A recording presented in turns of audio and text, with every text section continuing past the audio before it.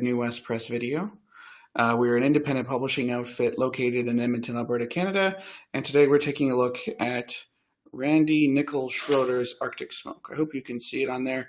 It's actually a very cool cover. So, yeah, it's punk rock, and there's a map in the background. You probably can't tell that. So this book came out last year, and I think is still very cool. And the reason I didn't get to it earlier is that I've lent out my copy to my parents. So they are reading the print version, but we're going to take a look at the ebook version now, which is available anywhere you want to get ebooks. So here's a little bit about the book. So, on the eve of his 30th birthday, aging punk Lore Kowalski is unsure of his sanity. He is haunted by hallucinogens and harbingers, strung out on broken stories that he cannot piece together into a lucid whole. Forced to join his old band from a life he'd rather forget, he is dragged north under the spell of a mysterious ad for an Arctic festival tour. As the band members unspool across the surreal snowscapes and frozen wastelands, rogue CSIS agents are hot on their increasingly iced-over heels. But what are aging punks or rogue agents? Subversive and irredeemable, specters from a past that must be erased with extreme prejudice. Randy Nikkel Schroeder combines coked-up magic realism with wound-up cyberpunk style. So, Mike Thorne, author of The Darkest Hours, says it's a wintry and psychedelic elegy to that special Albertan brand of despair. An absurdist punk rock adventure through counterculture's most otherworldly spaces. Schroeder writes with urgency and grace, vividly describing a zombie capitalist wasteland where the strange becomes familiar and the familiar strange. Read this book. Mike Resnick, the Hugo Award-winning author of Kirinyaga and Santiago, says it's unlike anything else out there. Nouns push against verbs in ways we've never seen.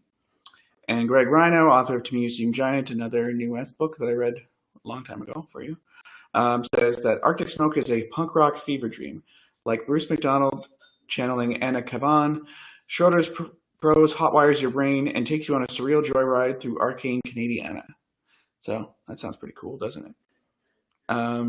Yeah, I'm also, the cover again.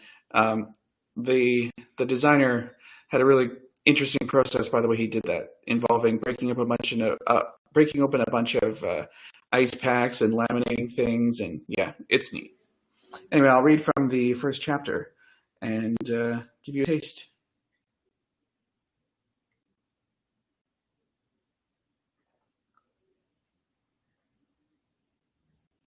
Chapter 1, Black Metal. Lethbridge, Alberta, Canada, the late 1990s. Black metal, death metal, new metal, hardcore. Lance Armstrong in, Wayne Gretzky out. Economic psychosis, terrorism, grunge out, rave in. Hoodies, chinos, bombers. Quiffs and buzzcuts, Paul Bernardo, white people, modems, suicide, drugs, joy, snow. A freak autumn blizzard blowing off a frozen moon. North winds rattling streetlights, howling glassy streets, air cold enough to crack its own molecules. Kenneth Lore Kowalski sat wreathed with chill in an otherwise warm marquee hotel room. Head tilted forward, eyes wide and unblinking, breath delicate. Snow crystals wove up the window at his elbow, ice knitting itself against glass, collecting shadow and spinning out twinkling patterns of light. He shivered. His guitar began to ring with overtones, light strumming its harmonics. Lore sat, salt-stinging tonsils, tears on his lip and tongue. He let them sting. Just sat by the window in the darkened room, a universe pocked with 1,000 stars. Damn freezing out there. A whisper from the shadows in the corner, the clink of ice cubes in a glass.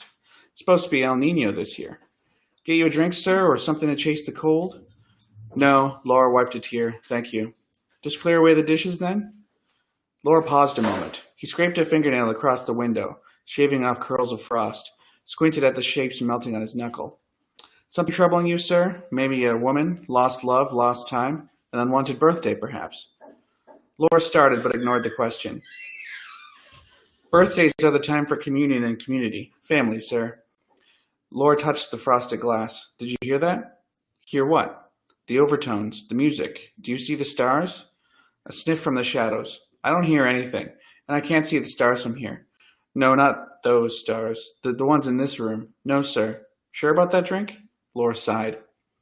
From the shadows a man emerged, cloaked in baggy black uniform and brimmed hat, like a priest or cunning witch hunter. He stopped his cart near the window and bent forward, eyes hidden from beneath the brim, remaining features speckled with moonlight. Sometimes a birthday is a dangerous thing, he said. 3 weeks before his birthday, Lord fled north from Underwood, Montana, chased by a vague, relentless horror. 29 years of uncertain rebellion, he thought, bad sons returning home to kill the father. An ill-considered adult life, lived always in the moment, always in opposition to some real or imagined system, now coming to collect the rent. But who was the landlord? For 6 years he had scuttled Underwood's underground, playing with every post-punk band that mattered. Greasy Skank, the Peace Dogs, Molly Vomit, awake in late-night taverns, facing nameless lovers in strange beds, crouched beneath the covers or his wrinkled jacket, living on Twinkies, Slurpees, and cigarettes. It occurred to him that he was a cliché, ready for yet another report on counterculture clawing the seamy undersides of zombie capitalism. Lord believed it. Here he was, dragging whatever shit he could into the light, where it could be kicked and scratched to pieces. He itched to rip corporate logos, fire rusted software execs. You can't see it, you can't tear it up, he told nascent and stray black metal legend bard Gudvik Faust Eithun at a deeply unlikely chance meeting in the woods outside the Grimwater Theater one Christmas Eve. We're clinging to the underbelly, said Lore, exposing the lies. He spit. Lies, mystifications. Faust put away his knife. What about God? Asked Lore's current girlfriend, a pale Norwegian Catholic, after posting his bail for harassment and hauling him to her apartment to wash up. You know there is no God. Are you some kind of Satanist? Ridiculous. Lore himself became a minor punk god when he smashed an entire collection of vintage guitars on stage at the Fleetwood Forum. They weren't his. They belonged to some French-Canadian black metal band called Tron du Saucier. Lore beat up a university music reporter for a backstage pass, then crept rat-like through the tunnel past security and one protective keyboard tech to the stage, where he began the systematic destruction of a 57 Pearl Strat, a sunburst Les Paul with roseword fingerboard, a pink Paisley Telly, and a polished black Hentor rumored to have once belonged to Alex Lifeson of Rush. The show went on, so well in fact that Tron du Saucier incorporated an increasingly bloody staged version of the Destructive Act on subsequent tours. Lore was dragged off by the man, in a routine by now familiar. Watching himself on the local news, wrestling the white policewoman so soon after his 29th birthday, he realized that every year in the routine became a little more like a corporate logo. A little more like something to be ripped off and then burned. Faust? Ice. Snow morphing to freezing rain halfway between clouds and pavement. Rooftops hammering, streets dancing, a violent sheen of translucent spikes. A darkened city, a delinquent moon.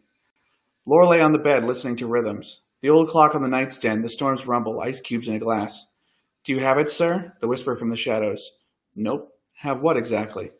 You've touched it, sir. You've touched it, and now he will want it back, and you must bring it to him. Lore raised himself to his elbows and stared into the shadows. Just who are you, anyway? The night bellboy, the concierge, the room service waiter. I have many names. He leaned out of the shadows, hatless. His pupils were huge. Tell me, do you have it? What are you called? I have many names. Yeah, man. Lore sat up on the bed. What's your name? The clock ticked. Between beats, deep silence. After what felt like a century, the bellboy spoke again. Do you have his powder from the Museum of Evil? Because he's definitely going to want it back. Yeah, so that is the opening to Arctic Smoke. And if you're into punk rock and Thomas Pynchon, you'll be into this. There it is again. There we go. So we have opened up sales on our website again.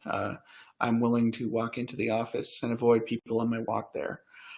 So if you're interested in this book, you can either check it out at allitup.ca like we've been doing, or just go to the NeWest Press website, newwestpress.com.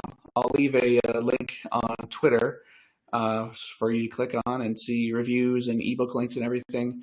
So print version, just go to our site, and ebook version, just put it into your ebook reader and you'll get it instantaneously. Isn't that nice? Anyway, that's all for today. So we'll see you tomorrow with another book reading on NeWest Press Video. Bye.